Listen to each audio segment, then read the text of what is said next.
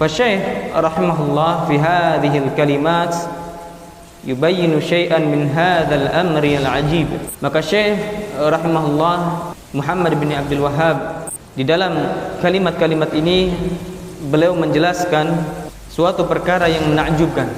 Annan nas yaqra'una al-Qur'an, yaitu bahwasanya manusia mereka semua itu membaca Al-Qur'an, ya, mempelajari Al-Qur'an, bahkan bacaan mereka indah. Wa yakthiruna min qira'atihi wa yahtimunahu wa yahfazunahu wa yurattilunah. Bahkan mereka banyak membaca Al-Qur'an, menghatamkannya, menghafalkannya, membacanya dengan tartil. Wa yurakkizuna ihtimamahum bi alfadil Qur'an wa tajwidihi wa ahkamil maddi.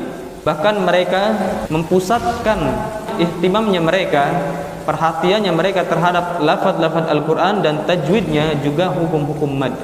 Wa ahkamil idgham, hukum-hukum idgham, wal gunnah, wal iqlab, wal idhar, wal ikhfa, wa ya'tanuna bihadza inayatan fa'iqah.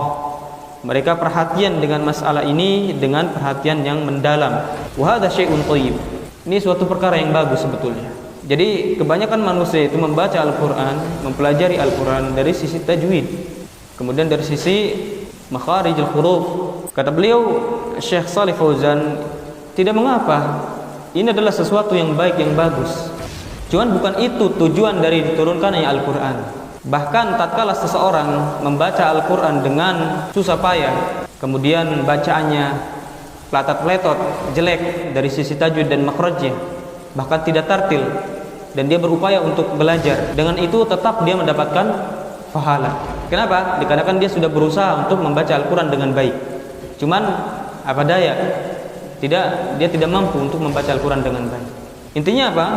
Tatkala seseorang mempelajari ilmu bacaan Al-Qur'an dengan baik, itu tidak harus dia menghabiskan waktunya seluruhnya hanya untuk Al-Qur'an. Dikarenakan bukan itu tujuan dari diturunkan Al-Qur'an. Antum sudah belajar masalah bacaan Al-Qur'an, akan tetapi tidak bagus bacanya, itu tetap antum mendapatkan pahala.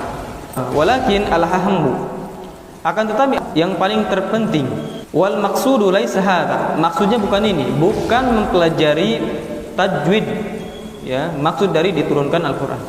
Al-maqsud tadabburul ma'ani, maksud dari diturunkannya Al-Qur'an adalah mentadaburi makna, wa tafaqquh fi kitabillah azza wa jalla, dan berusaha untuk memahami kitab Allah Al-Qur'an. Wa aradu a'malina wa a'malin nasi ala kitabillah, kemudian berusaha mempertimbangkan, mengecek amalan-amalan kita dan amalan-amalan manusia apakah sesuai dengan kitab Allah Al-Qur'an. Hal hiya muwafiqah lil kitabillah, apakah dia sudah sesuai amalan tersebut dengan Al-Qur'an, atau mukhalifah, atau malah menyelisihi. Itu maksudnya diturunkan Al-Qur'an, dalam rangka mentadaburi Al-Qur'an. Hadza huwal matlub. Nah, ini yang dituntut, kata beliau Syekh Shalih bin Fauzan. Anansaha awda'ana, kami nasihatkan awda'ana kepada anggota-anggota kami atau kondisi-kondisi kita ini, wa an nunabbiha ala akhta'in nas, dan hendaknya kita mentanbih, memperingati kesalahan-kesalahan manusia, la biqasdi tashhir wa qasdi nail minan nas, bukan dalam rangka kemasyhuran supaya terkenal, bukan juga dalam rangka mendapatkan apa yang dia dapatkan dari manusia, bal biqasdil islah wa nasihah, akan tetapi hanya sebatas yang dimaksud adalah islah, memperbaiki dan menasihati.